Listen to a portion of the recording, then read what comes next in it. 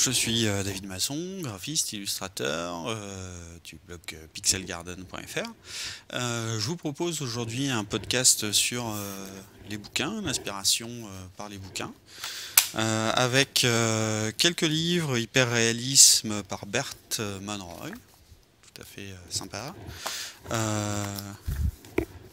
L'art de Pirates des Caraïbes, une vraie mine d'information, une bonne mine d'inspiration sur comment on peint des jungles, ce genre de choses. L'artbook de Chihiro, le voyage de Chihiro, Miyazaki, super beau. Important de lire ce genre de livre. Tim Burton, le making-of de l'étrange Noël de Monsieur Jack. On va voir que c'est plutôt instructif de voir comment un film est fait. How to Art Dofu and Wakfu, c'est édition Ankama. C'est une série et un jeu vidéo actuel qu'on peut suivre à la télé. Et en dernier, nous verrons Exodyssée par les studios Steamboat. Si on aime l'illustration, si on aime la science-fiction, c'est un livre à parcourir. Voilà. On y va. Alors on va commencer tout de suite avec ce livre, Hyper réalisme, technique de dessin avec Photoshop et Illustrator par Bert Monroy, par les studios graphiques Couleur. Un livre avec une drôle d'histoire, je l'ai trouvé par hasard dans un supermarché à pas cher du tout, genre 3 euros. Alors que en fait c'est une vraie mine d'or. Bert Monroy, c'est un gars qui fait de l'hyper-réalisme depuis super longtemps sur Photoshop. Il a utilisé les premières versions de Photoshop, il l'écrit au début et un peu à la fin, où il faisait des choses assez étonnantes pour l'époque. Avec beaucoup de patience, parce que les outils Photoshop de l'époque n'étaient pas aussi bien faits qu'aujourd'hui, on n'était pas la CS5. C'est toujours d'actualité. Ça permet en fait de voir comment mettre du détail dans des scènes assez facilement. En rajoutant par-ci par-là un petit effet, comment utiliser le grain ou comment faire des choses assez cool en hyper réalisme, faire une chaîne là par exemple. Truc tout bête, mais on peut se poser la question quand on tombe sur une commande où il y a une chaîne dedans. Pas évident, voilà, tout ça, c'est du Photoshop et de l'Illustrator. Le livre reprend une certaine ligne assez classique, on commence par les perspectives, après on fait de la lumière, un peu les ombres, tout ça. Et à chaque fois c'est parsemé de petits trucs et astuces, un peu rétro, mais toujours d'actualité. Bon, là il utilise l'Alpha Channel pour faire des effets. Aujourd'hui on le fait un petit peu moins, mais il y a des trucs qui sont dans Photoshop qui sont restés immobiles depuis cette époque-là. L'outil dispersion par exemple. Voilà, donc ça c'est vraiment une vraie mine d'or pour faire des textures, pour faire du détail, pour donner l'impression d'eux. Voilà, comment faire du bois en 3 coups de pinceau. Ça c'est bien d'actualité, ça, des grilles. Sa grille elle est parfaite. Et donc c'est comment faire une grille pour tous les débutants, ça c'est vraiment cool. De la neige, etc. Bon, il y a des choses qui sont un peu datées là-dedans. Voilà. Bon, ça c'est ce qu'il faisait au début. Mais dans les trucs un peu datés, bah voilà, ça c'est... même si l'effet on le refait aujourd'hui, on le fait de façon un peu plus designée maintenant. Bon, enfin c'est un livre qui est super vieux. Alors, ensuite on passe sur quelque chose de pas mal aussi, c'est Tim Burton. Nightmare Before Christmas, un livre que j'ai acheté dans un parc à Grandes Oreilles, étrangement non traduit. Bon, pas grave. Et donc c'est le making of, la post-prod, la pré-prod et la prod de l'étrange Noël de Monsieur Jack, avec des dessins de Tim Burton qui sont vraiment fous. Des gros plans, des arrêts sur image, des dessins préparatoires. Voilà. Ça c'est super beau. Tout un tas de choses. On se plonge dans ce bouquin et puis on en sort difficilement. On a envie de dessiner des squelettes et des citrouilles partout. On apprend plein de choses sur le livre, sur le film, pardon. Comment ils ont fait tout ça. On peut se poser la question. Mais les petits coquins ne disent pas tout. Deux, trois choses qui sont mystérieusement cachées. Voilà, la création de Oogie Boogie. Comment ils ont animé les bouches en fait. Donc on comprend comment c'est fait. Non, c'est vraiment passionnant. L'inconvénient de ça, c'est que bon voilà, c'est super beau, pas de problème, mais quand on veut faire un peu pareil, on fait vite du Tim Burton et ça c'est un peu dommage. Un livre hallucinant, Pirates des Caraïbes. Alors là, ça c'est vraiment du bon, du très très bon. Aux éditions Disney, commandé sur Amazon, en cadeau. Donc voilà, c'est les dessins préparatoires des 3 Pirates des Caraïbes, avec dans un format vraiment gigantissime, un très beau livre, avec des pleines pages d'illustrations, des découpages, des storyboards, des pirates, des choses qu'on n'avait pas vues, des petits détails. Voilà, une scène au crayon et au feutre à alcool a priori. Voilà, tout le storyboard, enfin une partie. Des zombies, des squelettes. Voilà, ça, voilà, c'est hallucinant. Ça, c'est de la peinture, hein. Peinture numérique, au toucher Photoshop, on voit les traits. On peut deviner même les brosses, c'est vraiment terrible. Voilà, c'est une finale, la grotte finale du Pirate 1. Après, on passe au Pirate 2, donc avec les paysages.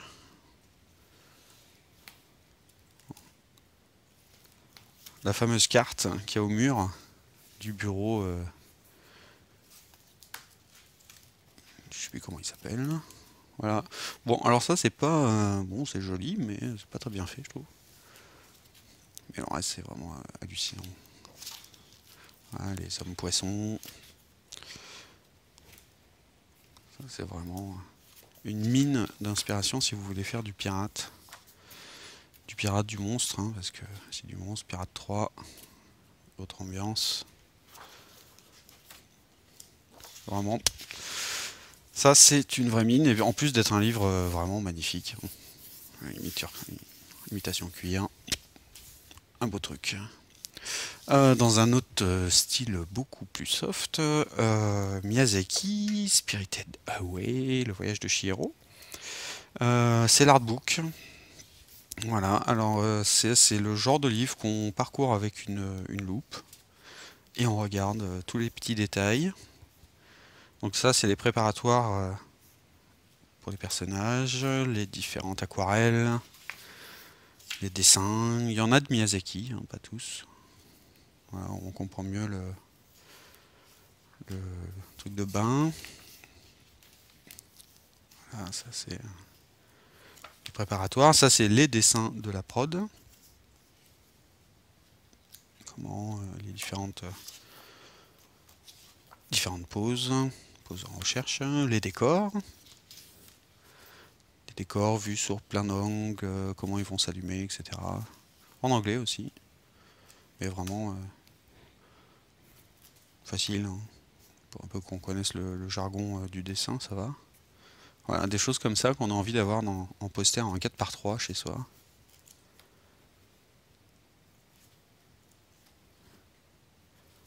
On comprend mieux aussi la façon de fabriquer ce genre de dessin animé, qui est techniquement extrêmement élaboré et assez difficile à mettre en prod. C'est beaucoup de travail, surtout avec la façon de faire de Miyazaki, qui est un peu façon de faire à la Chaplin, où on fait un peu au fur et à mesure. Ça, c'est magnifique si on aime Miyazaki. Alors il y a aussi ceux de Nausicaa, ceux du Château dans le ciel, etc. Mais bon, celui de Chihiro est vraiment très très beau. Plus actuel, on a How to Art Dofu et Wakfu. Je suis un fan ce style Wakfu à la télé, à saison 2 en ce moment. Je vous conseille, c'est super beau, c'est fait sous Flash la plupart du temps. Ils expliquent pas trop comment ils font le dessin animé dans ce livre-là, mais c'est plutôt tous les dessinateurs, illustrateurs qui gravitent autour de l'univers Wakfu et Dofu. C'est super beau, c'est des work in progress. En fait, on part voilà, d'une situation, une commande, hein, on pourrait dire, et puis comment ça se monte, comment on fait, bien expliqué.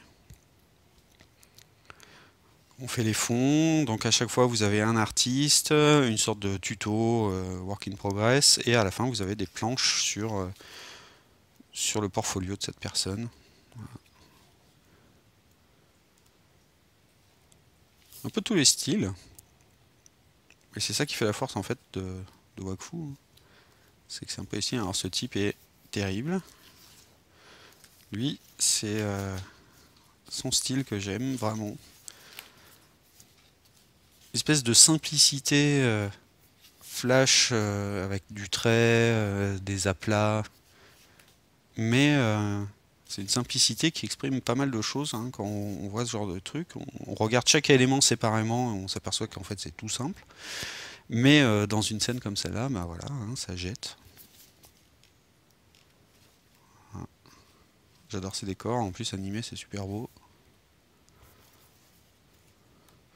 Voilà, donc c'est intéressant de voir aussi que ces gens qui dessinent dans un style qui est particulier, moderne, super bien foutu, c'est intéressant de voir aussi qu'ils font d'autres choses à côté, hein, dans d'autres styles, qui ne deviennent pas complètement fous à faire du wakfu tout le temps. Je pense que ça doit être une super bonne école de faire wakfu. Voilà. Ça c'est aux éditions Akama, il me semble. Akama édition. Pour terminer, on se voit Exodyssée. J'étais très content quand j'ai reçu mon exemplaire d'Exodyssée. Visual Development of an Epic Adventure by Steamboat Studio. Ça c'est totalement un autre style, c'est de la peinture numérique, de l'illustration pure. C'est au-delà d'un artbook, c'est un concept en soi-même. C'est donc le Steamboat Studio, c'est un collectif de 6 personnes, il me semble, qui sont des illustrateurs hallucinants, qui sont aussi formateurs. On peut rencontrer leurs DVD sur Gnomon. Où en fait, voilà, donc c'est futuriste avec toute une histoire. Donc il y a vraiment une histoire hein, finalement, un début, un milieu, une fin, une conclusion, de quoi arriver. Et c'est de l'illustration, peinture numérique, la plupart du temps sous Photoshop. Là, on voit par exemple, il y a un petit chouïa de 3D. Et c'est aussi bien landscape, donc paysage, que personnage, avec des préparatoires, avec des tutos, voilà, qui donnent ce genre de choses. Des illustrations qu'on a envie de faire tout le temps. C'est très réussi, vraiment. C'est absolument magnifique. On peut regarder à la loupe. En plus, l'édition est bien faite. Les photos sont de très bonne qualité, les illustrations. Le tirage est bien foutu. Ça, il faut avoir ça hein, quand on aime la science-fiction, quand on aime l'illustration et quand on veut se lancer un peu dans la peinture numérique à vocation SF. Bonne inspiration pour la fantasy aussi. Il y a des bons coups de pinceau à récupérer là-dedans. Mais bon, là, c'est quand même plutôt SF. On peut revenir dessus tout le temps, on peut suivre l'histoire, on peut aller piocher de l'inspiration, une façon de faire. Voilà, des tutos super simples. Bien expliqué. Bon, je crois que c'est en anglais aussi. Voilà, c'est en anglais.